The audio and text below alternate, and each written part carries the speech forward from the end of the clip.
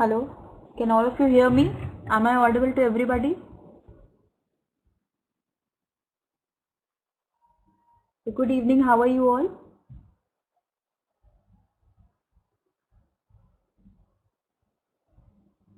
You all must have had a hectic day in the office and now back to classes. Okay, fine. There are some students who are new. Preeti, Lakshmi, Duminda. Is it your first class with me? Rajneesh. Okay. Duminda. Alright. So, welcome to the class. I don't think you were there in the last class also. We had on last Monday.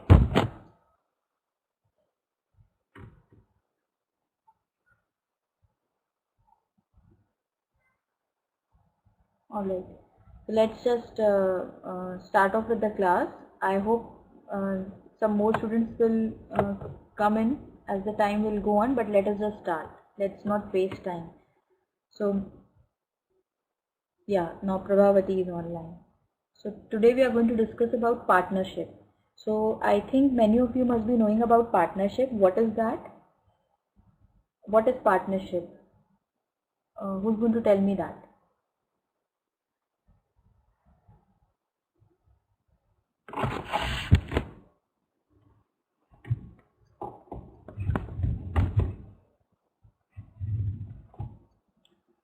Partnership. Rajneesh is typing something. Monachin, can you tell me? Preeti, Dominda, Surajit, Praveen, Rinan, Muhammad, Prabhavati. Partnership. What is that? It's a relationship existing between two or more persons. Yes, in general terms, it is correct. But if I talk about talk with reference to business, then what is good evening, Rezi? So, what is partnership in that sense? So, partnership in that sense means a contract between two or more than minimum of two people, and on the basis of a contract they agree to conduct a business. Okay, so it can be a business or it can be a service rendering thing, but the basic idea is to work on a joint basis. Alright, so the minimum number of people to conduct a business in partnership is 2, and the maximum varies according to the nature of the company. That we'll see in the subsequent slides which will follow. So can you tell me, what I will say is that partnership is a form of business organization. Can you name some other forms of business organization?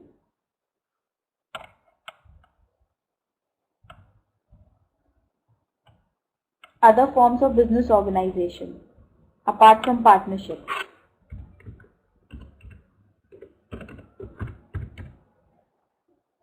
Partnership is one form. What are the other forms? These are different. Joint vendor. Joint vendor. Actually, that is joint venture. What is that, Lennon? IIC? I didn't get that. Sole business. Yeah, the first is sole proprietorship. The most simplest of all. Sole proprietorship, when whole show is managed by a single person. He is the whole soul in charge of the business. He is the decision maker. He is the the in charge of the whole business. The capital is his. He is the decision maker. He has to bear the losses. All the profits are his. Yes. Surajit has given the answer in detail. The first is a sole trader, that is a sole proprietorship, then partnership, and then a private limited company. Okay. So I think private limited company has been covered in some of the previous classes. Did I do it with you or with some other students? Was it done in your class? Private limited company. Did I cover that topic with you?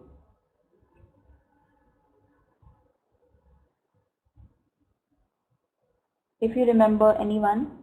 Actually, I did it. I just don't remember. I did with BBA students or MBA. Okay.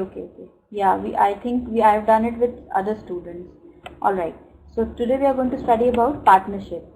So what partnership is? It's the Partnership Act 1932. Since this act was formulated in 1932, so we attach the year of its formation and enactment also. Okay. So partnership form of business organization emerged because of the disadvantage of the sole proprietorship form of business. Now can you tell me some of the disadvantages of sole trading or sole proprietorship?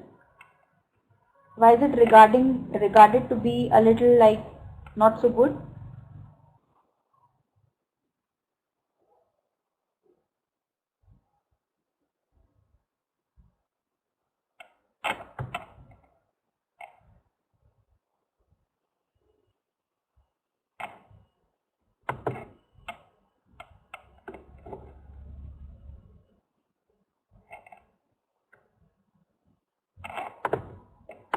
I have two answers. Yes, Monachin, your answer is the most appropriate one because in sole proprietorship, the capital investment is done by one person. It can be hard to take holidays. What an answer, Suraji. Yes, that is one of the reasons, but I won't say that's the most important reason. It's a really funny answer.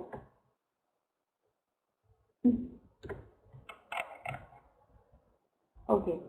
So the first reason behind it is that the capital investment is by one person. So the resources are very limited.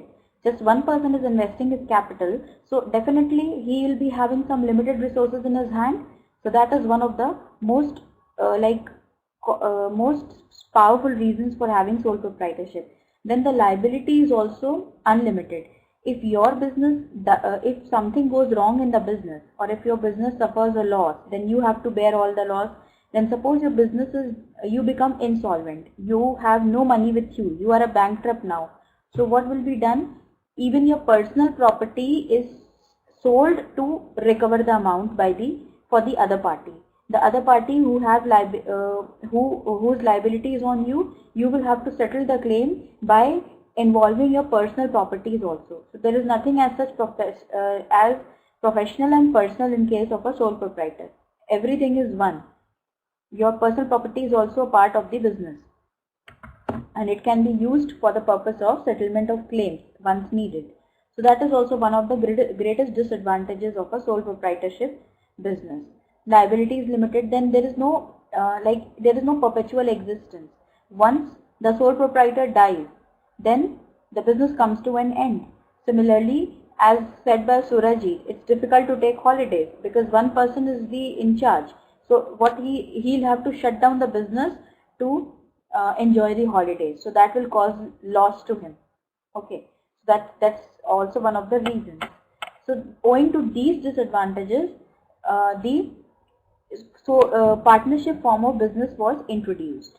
So since public at large would be dealing with the partnership as customers, suppliers, creditors, employees, or any other capacity, it is very important for them to know the legal consequences of their transactions and other actions in relation with the partnership.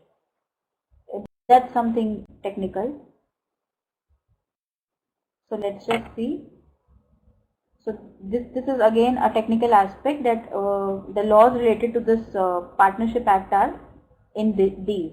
Okay.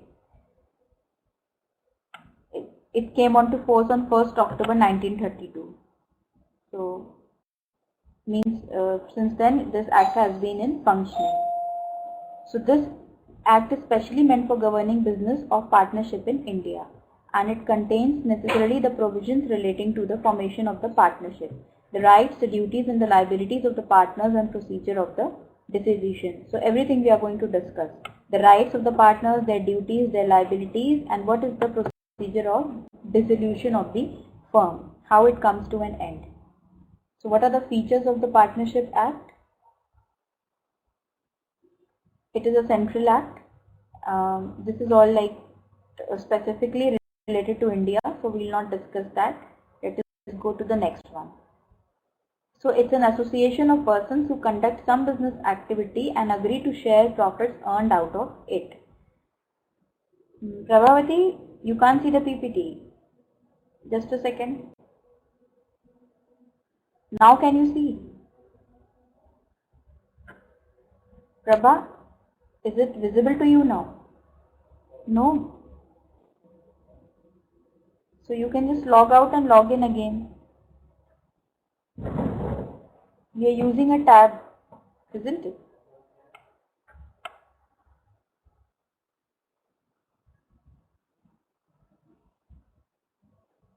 Rezi, are you telling this to me to close the YouTube link?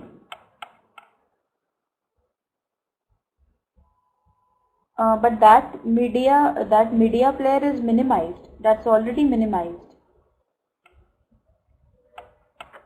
The media player is minimized, Rezi.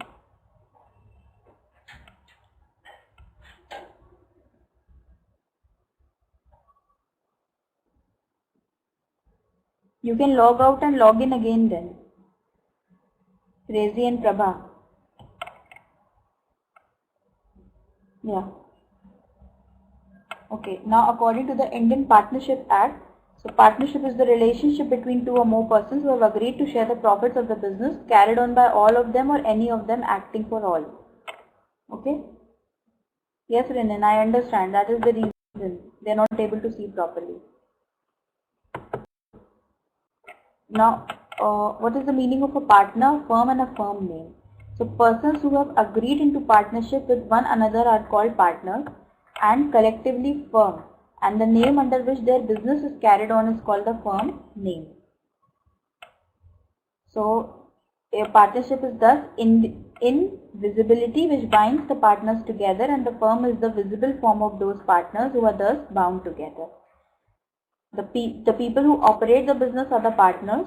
Their association is known as partnership, and the name under which they run their business is the firm name.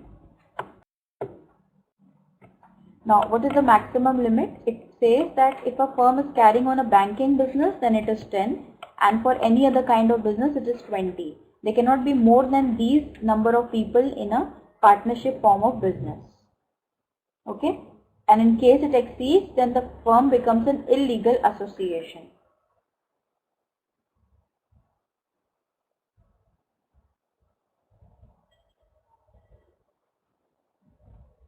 And in case it's an NGO, means it's working not for the purpose of earning profit, then even if the partnership form of business exceeds this number of people, it will not be illegal. Okay, so NGO is an exception to this rule. You understand NGO, everybody? Non-profit organization. Okay. So what are the essential elements of partnership? First, there has to be two or more people. There has to be an agreement. The basic reason is sharing of profits. It should be supported by a business, and there should be mutual agency. Mutual agency is mutual understanding between the partners. Is it clear to everybody so far?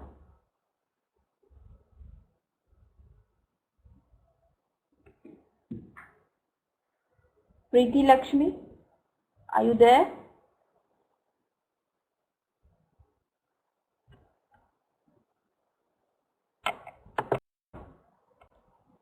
Okay, so let's just continue. What are the essentials of partnership?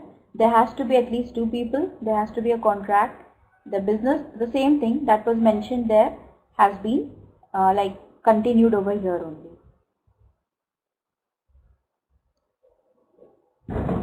The business must be in existence at the time of formation. It must be a running business, means the dealing should be on a regular basis. Suppose 2 or 3 people come together for the selling of a car, then that is not going to be a business, because that is not business, that is not on a perpetual basis, not on a regular basis, and the motive in that case is not to make profit. So that is not partnership. If the people are involved into the business of selling of cars, then that will be a partnership.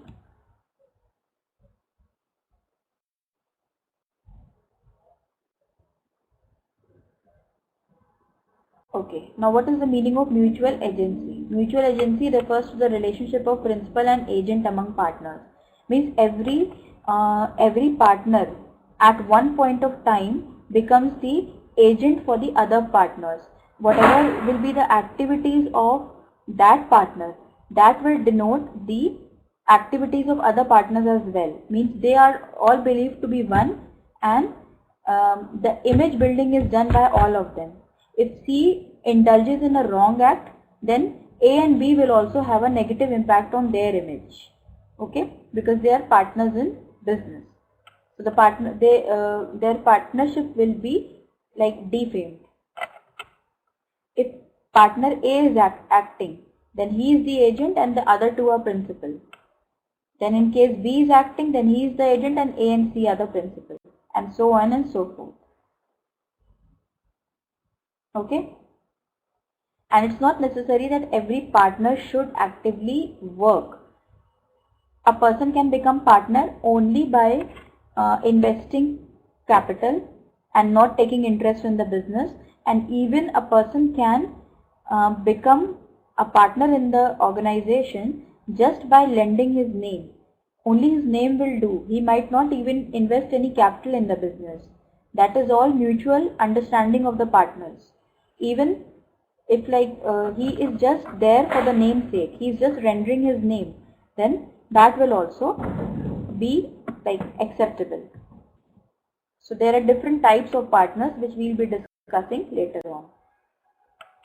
So the basic purpose is to share the profit. So sharing of losses by all the partners is not essential. As in the case of sole proprietor, profit or loss, whatever it is, it has to be borne by the sole proprietor. But in case of partnership, it is not so that every member has to bear the loss also. He may or he may not. It all depends upon the agreement, the contract which is signed at the initial stages. Okay? And in case nothing is expressly agreed upon by the partners, it is implied that the profit and the losses will be shared equally. In case nothing is said, then it is implied. This is doctrine of implication. It is implied that profit and loss will be shared equally. And this is known as doctrine of implied authority. If nothing is mentioned, then we assume that this, whether it is X, Y or Z, they have to bear the losses equally and they will all get share in profit equally. Okay? Is that clear to everybody?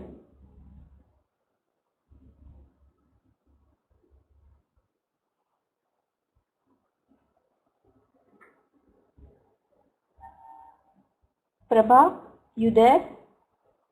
You are not answering. Rajneesh, you are not answering.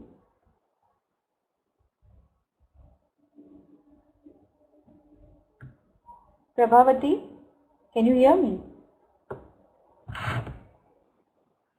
She's offline now. Okay, now what are the advantages of partnership? It is easy to form. Like if sole proprietorship is not giving you the desired result and you want to expand your resources, but you don't want to indulge into formation of a company, because forming a company is a big deal. It requires a lot of formalities, a lot of articles have to be prepared, a lot of documents, a lot of paperwork is there. Okay, technicalities are many. So in that case, partnership will be the best form. It's easy to form, then large number of resources are available that we have already discussed. There's nothing to explain in these points, so I'm just going ahead. You have any doubt, you can ask. Then better decisions are taken. Many minds are put to work. So everyone will think to the best of their ability and ultimately the best outcome will come out. Okay. Then flexibility in operations. If person X is good at this, then he will be given the task of that type only. Y will do that. Z will do something that he is good in. So there is flexibility in the business. And like if one is in the absence of one partner, the others can manage. But the only thing is that every partner should give consent to it, to whatever is going on. Then sharing risks. In a partnership firm, all the partners share the business risk. For example, there are 3 partners and the firm makes a loss of 12,000. Then all the partners must share it and the individual burden will be 4,000. But this is not the case every time. If there are special conditions mentioned in the agreement, then it's not necessary that every partner will bear the loss of 4,000. He may or may not do that. Okay. Then benefits of specialization are there. Since there are n number of people involved in the business, and they may have expertise in one or the other thing, so they can do. Surajit, you have raised a very good point. I'll just take you to the first one. 1 minute. Just see, a simple agreement or partnership deed, either oral or in writing, is sufficient to create a partnership. Sometimes even an oral deed will be accepted, like it is acceptable, but as far as legality goes, it should not be done. Any oral commitment should not be accepted as the agreement. Okay, word of mouth may change. People might just change their decisions at any point of time. So even if it's oral, it can be treated as partnership, but actually that's not a very good approach. Okay. Now that we have discussed specialization, people from all walks of life are the partners, so they may specialize in something or the other. Like if you want to start a firm to provide legal consultancy to people, then one partner may deal with civil cases, one in criminal, other in labor, and so on as per the individual specialization. Alright?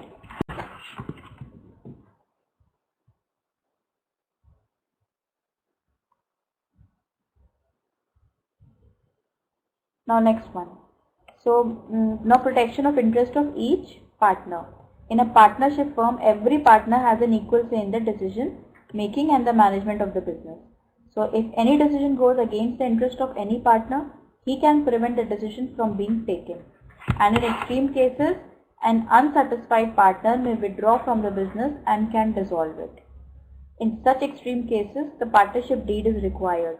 And in absence of the partnership deed, no legal protection is given to the partners. Okay, that is why partnership deed is a very important document. As memorandum of association and article of association is for a company, similarly partnership deed is of equal importance in case of a partnership firm. You have heard about memorandum of association and articles of association?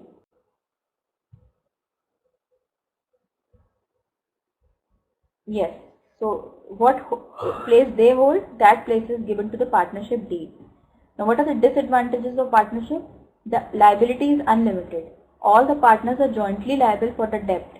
They can share the liability among themselves, or anyone can be asked to pay all the debts, even from his personal properties, depending on the agreement made between the partners. Again, if they have agreed to certain thing like this, then even one person may be responsible for the debts of the company. Partnership. Then uncertain life. The uncertainty is there. Sometimes like people may just turn hostile towards each other. There may arise professional rivalry amongst them. So in all those cases, they might just dissolve the partnership. So that's the uncertainty factor is always there, and especially in today's world when everybody is too materialistic. Then no transferability of share. If you are a partner in any firm, you cannot transfer your share or part of the company to outsiders without the consent of other partners. So this creates inconvenience for the partner who wants to leave the firm or sell off his part of his share to the others. Okay, so it becomes complicated for them.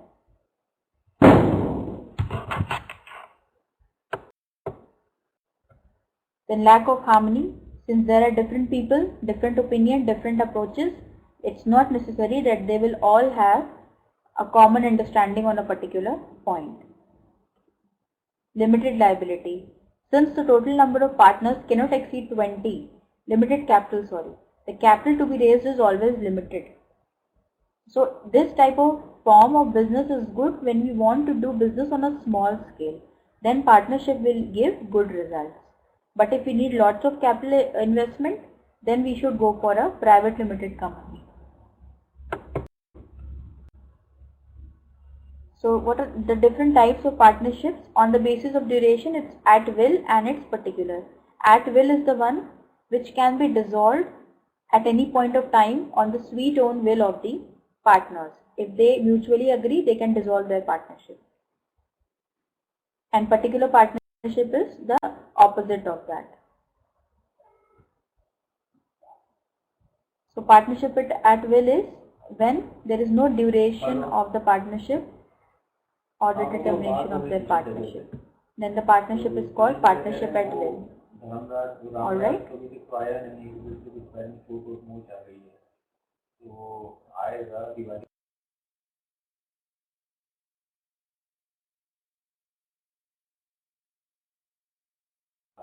Okay. So, special feature of the partnership at will is that such partnership may be dissolved by any partner by giving a notice in writing to all other partners of his intention to dissolve the partnership. One who just doesn't want to continue, he may give a notice in writing and the partnership will come to end.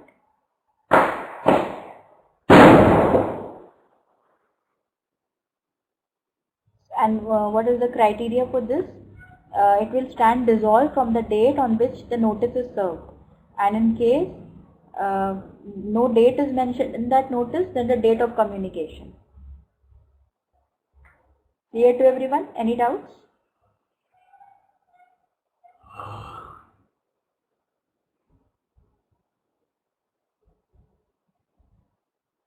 Yes, Prabha. Fireworks are going on. This is Diwali time in India, no? So people are busy with crackers. Crackers? Yeah. Yeah. Yes. Diwali started. From tomorrow the festival will start. It will be a 5-day festival. So it will start from tomorrow. Tomorrow will be the first day. Okay. So do you also celebrate? Yes, I celebrate. I'm going every day.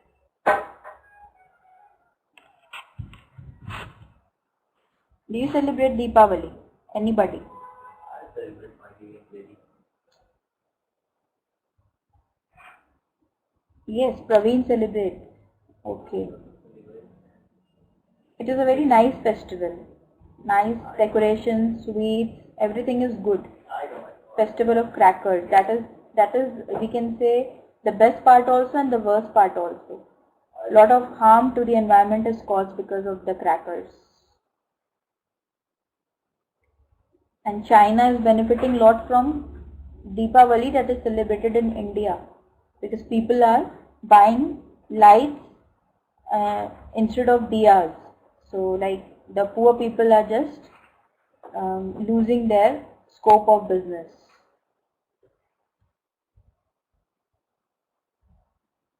No crackers. Even in India, now people have become very sophisticated. The volume of cracker busting has gone down tremendously. Now people are like more into soft and silent means. Okay, you have dandiya at this point of time. That's great, Rezi. So that will be a good outing for you. Pollution is there, really.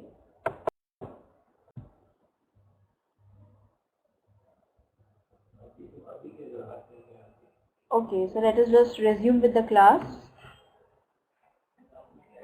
When a partnership is formed, 1 minute.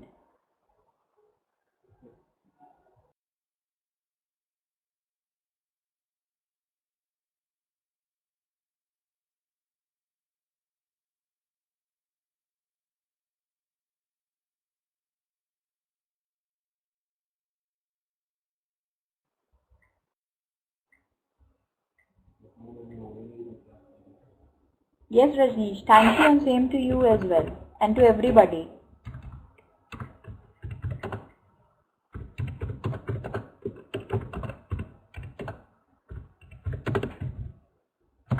This is this is not the This is just the preliminary to the festival. The main festival is on Thursday.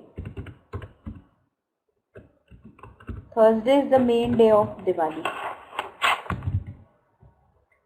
Okay, so we have discussed about partnership at will. Now particular partnership. What is this? When the partnership is for a particular venture. Sometimes people come together to complete a particular task, and when that is done, the partnership stands dissolved. So it may be for a particular venture or for a particular period. And as soon as that task is over, the partnership is over, and or maybe the term has expired, the partnership comes to end. Then in case the term of the partnership is over, yet the partnership continues, then in that case the partnership is believed to be the partnership at will. Alright.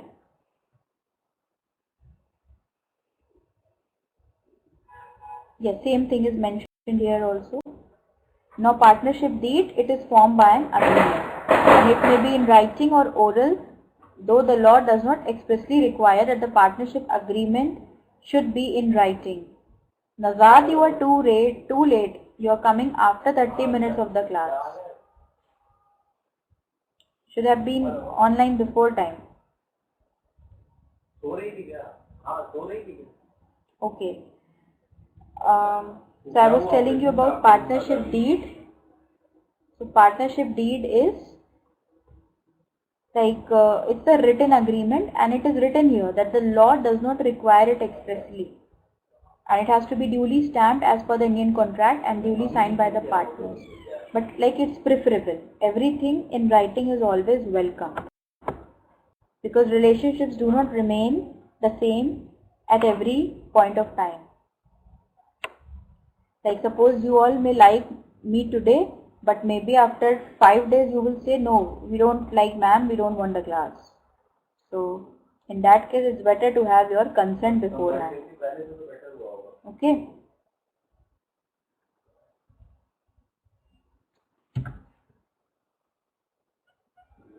No, Prabha.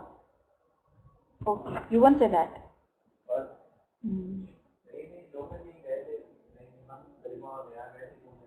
Alright, so let's just continue. Oh, Prabha, thank you so much. So what are the contents of the partnership deed? Just the general things. The name of the company, name of the partners, their address, name of the place from where the business will operate, what will be the duration, how much capital each will bring, what will be the share in profit and loss, then where will be the bank account of the firm, what will be the rules to admission, powers, resolution and settlement of disputes. The general things will be covered. Okay. Now how is the partnership firm registered? First is you have to get the form, then you preparing statement in the prescribed form, then you have to sign the statement, get it verified, you have to submit the statement with the fee to the registrar of the company, then get it registered, and issue of certificate of registration is then obtained. Okay, the procedure is very much like what is there in case of a company, formation of a company. Now let's discuss about the type of partners. Active or actual partner. He is the one who is actively involved in the business. He undertakes day-to-day working of the business. No, Prabha, there is no capital restriction. It can be maximum, minimum, it can be anything. Then sleeping partner is the one who just lends his name to the business. He is not involved in the day-to-day operations of the business. Okay? And he may or may not just take the profit. The nominal partner is the one who just lends his name to the business. Then sub-partner. Let's see who is a sub-partner. When a partner agrees to share his profits derived from the firm with a third person, a sub-partnership may arise. And the third person is called a sub-partner.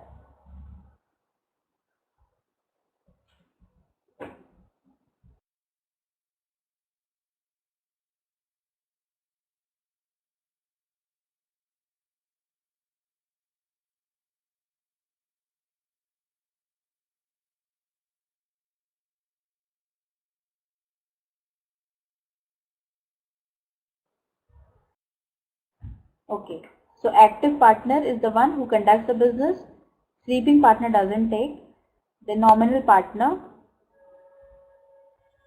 that I'll explain you, Prabhavati. Nominal is the one who just lends his name. Sub partner means what he will do is, suppose he is an active partner in the business and he is getting monthly he is getting 10,000 rupees. Then he agrees to share his profit to another person, with another person. Suppose he says, okay dude, I'll give you 5,000 rupees and you will have to do this work for me. On my behalf you will have to do this. So for other partners he is acting, but actually he has designated his work to somebody else. So that other partner is the sub partner. He is not mentioned in the his name is not mentioned in the details. Okay, he is not actively involved, but he is into profit sharing. Okay, Prabhavati? Did you get that? Okay, now what are the rights and duties? Very simple. Right to take part in business, consulted, access to books. Anybody can check the accounts at any point of time. Sharing of profit, emergency, agent, to prevent the admission of a new partner, and right not to be expelled. Nobody can be expelled just like that. There has to be a sufficient reason for that. Now duties are to carry on businesses to the great advantage, to be faithful, to render true accounts, to give full information, to indemnify for fraud, duty to share losses, to act within authority, and to be liable for the act of the firm. Even if someone else is doing wrong, but everyone will be held responsible for that wrong act because they are the partners of the firm. Okay?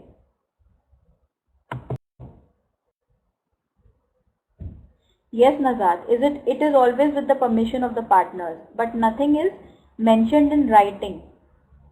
It is that other partners, it is a mutual understanding. Now, incoming and outgoing partners. This says that no person can be accepted as the partner of the firm unless each and every partner agrees to it. Everybody should give their consent to accept a person as a partner of the firm. Okay. So, and in case a person who is introduced as a partner into firm does not thereby become liable for any act of the firm done before he became a partner. That's very logical. He will not be held responsible for anything wrong that has been done before his admission into the firm. Now retirement.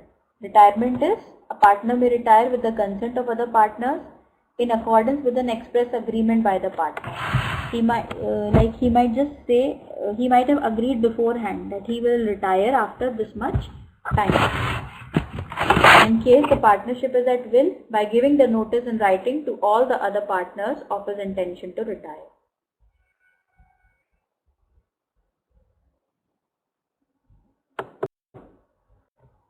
Now expulsion. In some cases, a partner may be thrown out of the company. When this can happen? Normally he cannot be expelled from a firm by any majority of the partners, save in the exercise in good faith of powers conferred by contract between the partners. Means if some partner is doing something that is not in the interest of the firm, then all the other partners do have a right to expel him out of the partnership, but they have to prove their point legally that yes, this was really needed, this was really necessary, and that is why they are expelling that partner. It has to be proved it has to be proved on papers that was a necessary step. Okay?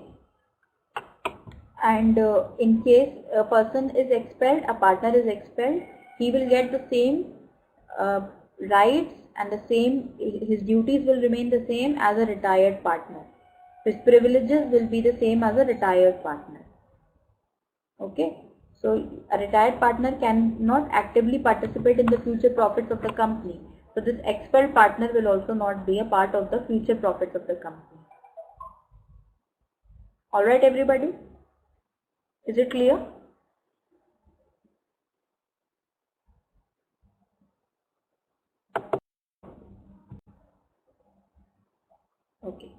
Now, insolvency of a partner. Suppose a partner of the firm is objected as an insolvent, means he is declared an insolvent by the court. Then he ceases to be a partner on the date on which the order of abjection is made, whether or not the firm is hereby dissolved. Means from that day onwards he will not be treated as the partner of the firm because he has been legally declared as an insolvent by the court. Then in case a partner dies, then from the date of his death he no longer will be a partner, and the estate of a deceased partner is not liable for any act of the firm done after his death. Means whatever his outstanding shares will be, that all will be passed on to his family members or maybe to his nominees, and from that day onwards he will not have any shares in the profit, or in the he will have no say in the running of the company. He will not be a part of the firm any longer from that day onwards.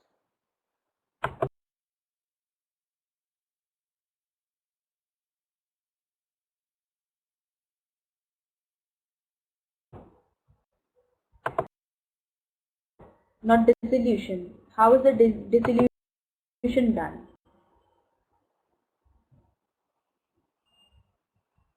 So when the partnership comes to an end, means when it comes to an end between each and every partner, if there are like 7 members, out of 7 members 5 leave due to some reason, some may be expelled, some may die, some may be declared insolvent, or whatever may be the reason, but even if there are 2 people remaining in the partnership, then that will be called a partnership and they will enjoy all the rights and duties of the as a partner of the firm. But in case there is no association between the people, then that is called the dissolution of the partnership, and that is also the dissolution of the firm itself.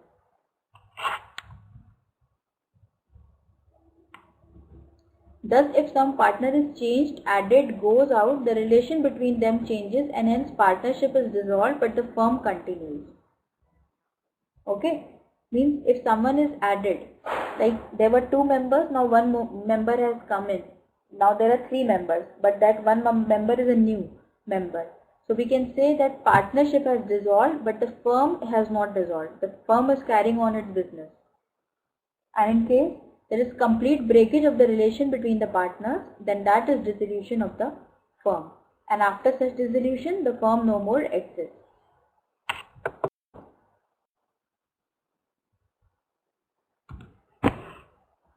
So, dissolution of the partnership is different from dissolution of the firm. Did you get these?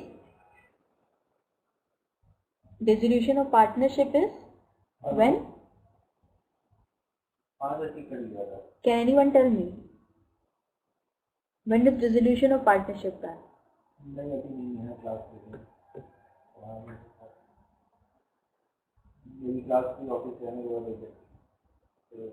When the relationship changes. Yes. And what is dissolution of firm? Nazad is only answering.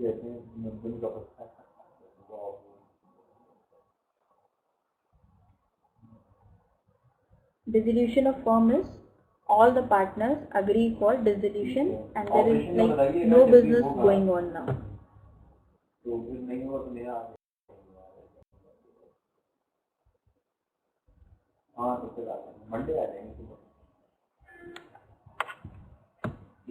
So why is dissolution of the firm necessary? Because this partnership firm is an organization, and like every organ it has to either grow or perish, as happens in our body. So dissolution of the firm is inevitable part of the life of partnership firm sometime or the other.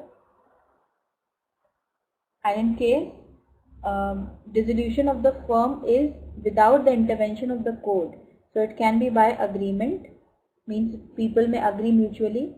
It may be a compulsory dissolution in case partners go insolvent, or in case of happening of certain contingency. Suppose like one of the partner dies all of a sudden, so partnership comes to an end. That is dissolution of partnership, not dissolution of firm.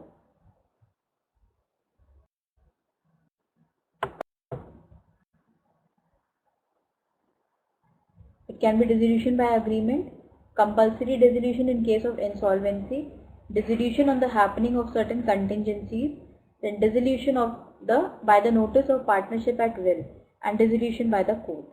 These are the different types or situations in which the dissolution may take form. Alright everyone? So far is it clear?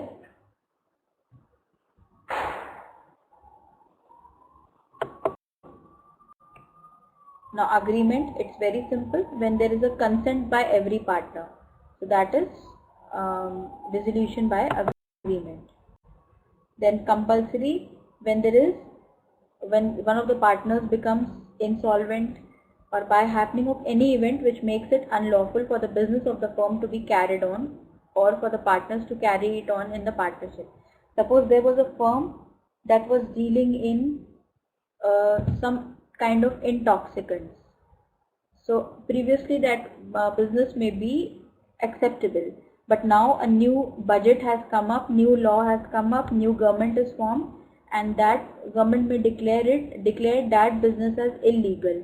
So in that case that partnership will also be illegal. So it has to be dissolved at that very point of time.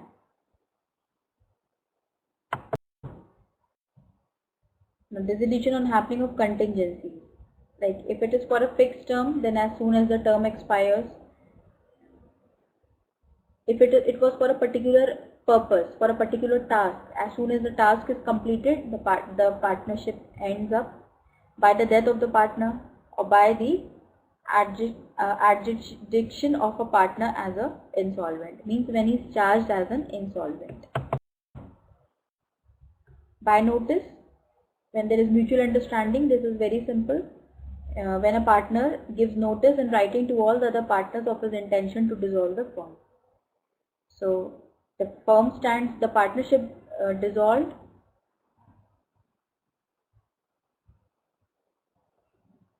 This word is wrong. It should be the partnership is dissolved. It should not be firm. It should be from the date mentioned in the notice. And if there is no date mentioned, then the date of communication is treated to be the date of dissolution of partnership.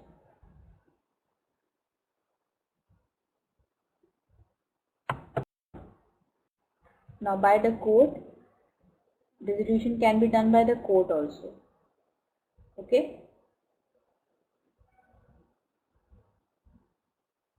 Like in case a partner becomes of unsound mind, he goes mad, means he goes crazy, then in that case his friend, the friend of that partner may also bring about a suit. He may also file a suit or a case in the court to dissolve the partnership.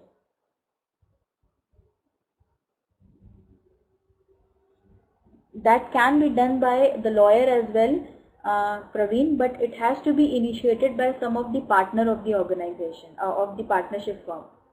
It has to be initiated by them, means they have to sign somewhere, something like that. And in case they are not of sound mind, then their friend may sign on behalf of them.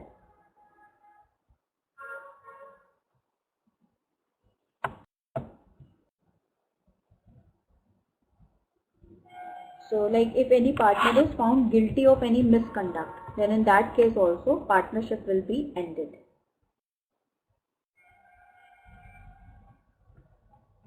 So these are just the details. Now I have two videos to show to you. I'll take you to that page. You can just watch them. Okay. That was like the technical part of the class is over. Dissolution of the firm that we need to discuss, we have done that. So now you can just watch this one. Hi folks, Dave Waring here again with FitSmallBusiness.com and today's lesson of the day. In our last lesson, we continued our series on how to start a successful business with a look at how to test your business idea. In today's video, we're going to continue that series with a look at how to choose a partner for your business. So let's get started. It's about how you choose a partner for the business, and this is a very important step for the success of the business. Do you need a business partner? Those who make their living investing in new companies will tell you that businesses with multiple founders are more likely to succeed. However, there are also plenty of successful companies with single founders, and this is especially true in the small business space. Reason number one to have a partner or multiple partners is to fill a skill gap. There are four things that every business must have in terms of skills. Number one is the ability to deliver your product or service. Obviously, if you can't deliver a high-quality product Can and or everybody hear? service, you won't make it past the first step. Number two is sales and marketing. It doesn't matter how good your product or service is if no one knows about it. Number three is that you have to be able to collect from customers, pay vendors and employees, and keep track of the money. And finally, you have to be able to be the boss.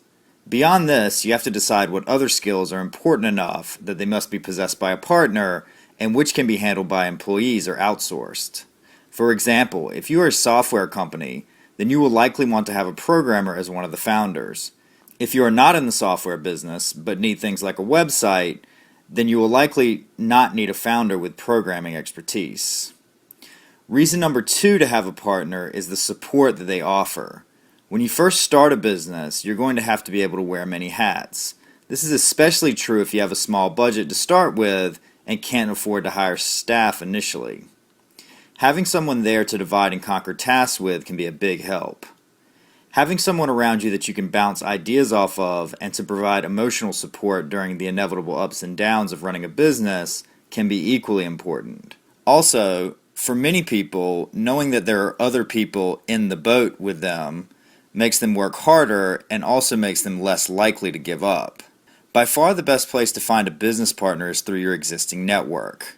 The more you already know someone, the less likely it is there will be surprises down the road. Here are some great places to find people from and broaden your existing network. People that you work with. People who work with people that you know. Industry events. LinkedIn. Other people in the boat with them makes them work harder and also makes them less likely to give up. By far the best place to find a business partner is through your existing network. The more you already know someone, the less likely it is there will be surprises down the road. Here are some great places to find people from and broaden your existing network. People that you work with. People who work with people that you know. Industry events. LinkedIn.com. Meetup.com. If you're not able to find a partner from your existing network, then there are several sites devoted to helping startups find partners, such as techcofounder.com, founderdating.com, and cofounderslab.com. Choosing a business partner is very similar to choosing a spouse. You're going to be spending lots of time with this person, and they're going to be able to affect your life like few others can. Here's how you can get to know a potential business partner. Work on a project together, not something for the existing business idea, but for a charity or some other source. List out your core values and compare. List out your motivations and goals for starting a business and compare. For example, if you're looking to flip the business in a few years and your potential partner wants to pass the business down to his children, then that's a problem. Ask them for and speak to their references about the qualities we're going to outline next. Don't just talk to the people that they've recommended you talk to. Use LinkedIn to find people they've worked with in the past and talk to them as well. Each of you should submit to a background check. Each of you should also submit to a credit check. Ask if they have a non-compete in place with their existing employer or company. Once you've gotten to know them, here are some other questions you should ask. Do they actually have the skills that you're looking for? Consider personality conflicts. You want someone with different skills than you have, but you still have to get along with the person. Do they share your passion for the business? Do they share your work ethic? Do you have the same vision for the business? Do their actions inspire trust? Do they have any personal baggage? Is it easy to communicate with this person? Are they self-motivated? You're not looking for an employee that you have to manage. Are they willing to adapt? Startups often go through several iterations before finding a successful direction for the business. Do you agree on exit strategy? After going through the above process, it should be pretty clear if someone is a good match as your potential business partner. However, issues are still likely to arise in the future. This is why the next step you should take once you have chosen a business partner is putting together a partnership agreement which will be the topic of the next video in this How to Start a Business playlist. That's our video for today. If you have any questions or comments, please leave them in the comments section below. For more free advice on how to start and run a successful business, visit us at fitsmallbusiness.com today. Thanks for watching.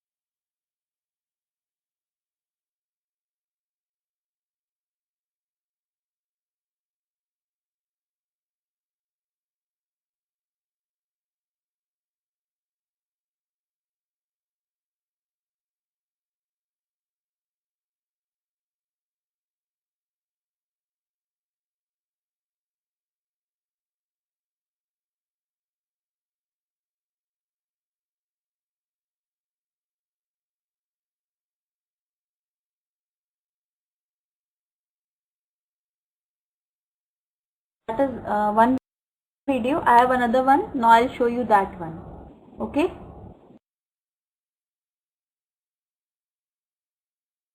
Hi folks, Dave Waring here again with fitsmallbusiness.com and today's lesson of the day.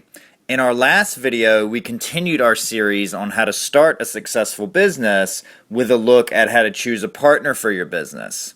In today's lesson, we're going to continue that series with a look at one of the most important parts of a successful business partnership, the partnership agreement. So let's get started. A partnership agreement serves many purposes, two of the most important of which are getting everyone on the same page about dispute resolution and business structure. Every relationship has disagreements, and this is especially true in relationships where lots of decisions have to be made. A carefully crafted partnership agreement allows you to outline how disputes are going to be handled ahead of time instead of in the heat of the moment. The process of putting together a partnership agreement also forces everyone to think about and get on the same page about how the business is going to be structured and run from the beginning. This minimizes misunderstandings down the road and hopefully prevents many issues from occurring at all. Should you use a lawyer to put together your partnership agreement? If you can afford it, it's almost always a good idea to have an attorney involved with your business agreements. However, most attorneys are going to bill you by the hour and likely do not have the same level of knowledge about your partners that you do. Because of this, it's always better to have a good outline of what you want in the agreement before speaking to a lawyer. If you cannot afford an attorney, then I've linked to a resource page in the description section of this video, which includes some free templates. Here's an overview of the elements that every partnership agreement should contain. The name of the company and any other names that the company will be operating under. A statement of the company's purpose, which generally you want to keep fairly broad so you have the flexibility to adapt. Responsibilities. Decide who's going to be responsible for which parts of the business. As discussed in our video on how to find the right business partner, at a minimum you need a partner involved with delivering your product and/or service, selling and marketing, finances, and management. List out any other areas that need to be covered and decide who is going to be broadly responsible for those areas. How will the workload be shared? Answer the following questions. Are partners expected to work set hours? Does one partner plan on working more or less than the other partners? How much vacation is allowed? Will this be a full-time role for each partner, or are partners allowed to conduct other types of business outside the partnership? If so, then what other types of business are they allowed to conduct? Next, you want to determine what each partner is bringing to the business in terms of cash investment, physical property, and intellectual or other types of property. Once you've listed everything out, you'll want to discuss what restrictions, if any, there are on those assets. Compensation. This section should answer the following questions. Will partners receive a salary? If so, how much and when? If a partner is taking less salary initially, will this be made up in the future? Do you plan on reinvesting profits back into the business? If so, at what point do you plan on taking out profits? How and when will profits be divided up amongst the owners? If this is based on ownership, see the next step. How will losses be handled?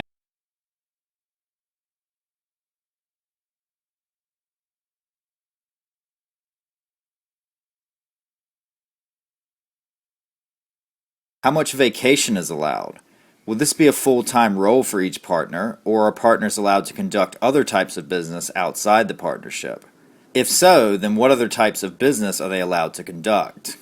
Next, you want to determine what each partner is bringing to the business in terms of cash investment, physical property, and intellectual or other types of property. Once you've listed everything out, you'll want to discuss what restrictions, if any, there are on those assets. Compensation. This section should answer the following questions. Will partners receive a salary? If so, how much and when? If a partner is taking less salary initially, will this be made up in the future? Do you plan on reinvesting profits back into the business? If so, at what point do you plan on taking out profits? How and when will profits be divided up amongst the owners? If this is based on ownership, see the next step. How will losses be handled? Now that you've decided on responsibilities, workloads, and which partners are contributing what to the business, you can come to an agreement on how ownership is going to be shared in the business. I've included 2 resources for how to cover ownership splits in the resources link in the description of this video. Business authority. This section should answer the following questions. Contracts. Does each partner have the authority to sign contracts on behalf of the business? Debt. Is the business going to have a credit line? Keep in mind that, depending on the business structure that you choose, each partner may be personally liable for this. Spending. Does a partner have the ability to make purchases without consulting the other partners? Generally, there is a limit that is set in the agreement, above which point the partner must obtain permission from the other partners. Partner death or disability. What happens if a partner dies or becomes unable to participate at the same level because of a disability? Most business owners probably do not want their deceased partner's heirs to be their new business partners. To prevent these types of issues, a buy-sell agreement should be included. I've included a resource for crafting buy-sell agreements on the resources page, which is linked to in the description of this video. Partner exit. Answer the following questions. What happens if a partner wants to leave the partnership and pursue other interests? Under what circumstances can a partner be forced to leave the business? Partner disputes. Being able to discuss and come to an agreement on the differences of opinion that will arise in any business is a must for any good partnership. However, there will be times in even the best partnerships where you're not able to come to an agreement on a specific topic. Here are some ways that can be handled. The CEO has the final say. One partner has the final say on a particular part of the business. For example, on hiring and firing disputes, it may be the CEO.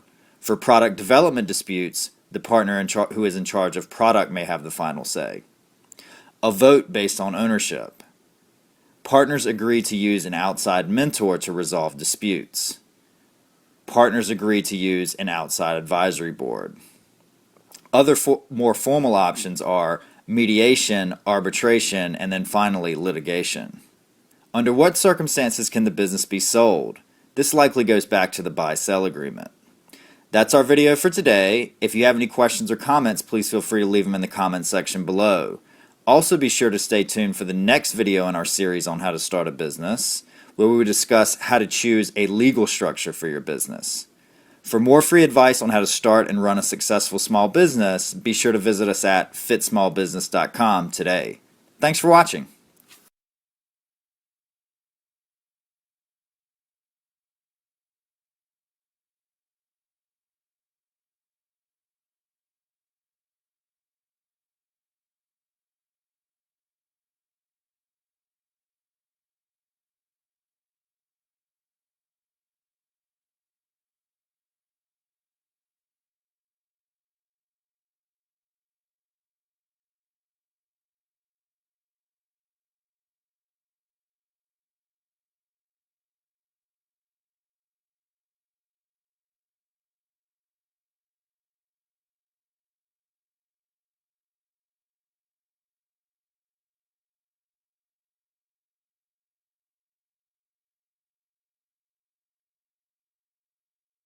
Hi, folks.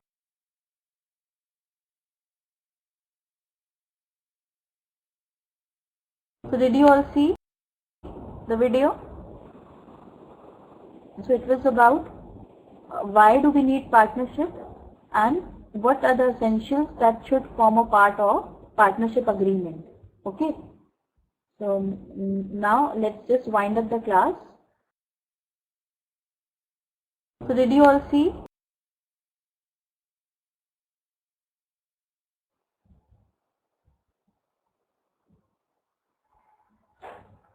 Surajit is having some problem. Lot of points has been covered in the link now. Little bit indigestible. If you explain it, I think it will be easy. Yes, Surajit, I got your point, but you know it's already late. I mean, we have exceeded the class timing. I extended the class by 5 minutes, so we can just do it in the next class if you don't mind that, Surajit. Okay. I have the link with me. We can discuss in the next class. So everybody, thanks for your time, and we meet in the next class, and do fill the feedback form which you will get at the end of the class. Okay. So thanks and good night. Have a great week. Thanks for your time, everyone. Don't forget to fill the feedback form, everybody, please. And you can mention your suggestions there. Alright? See you in the next class. Bye, everybody.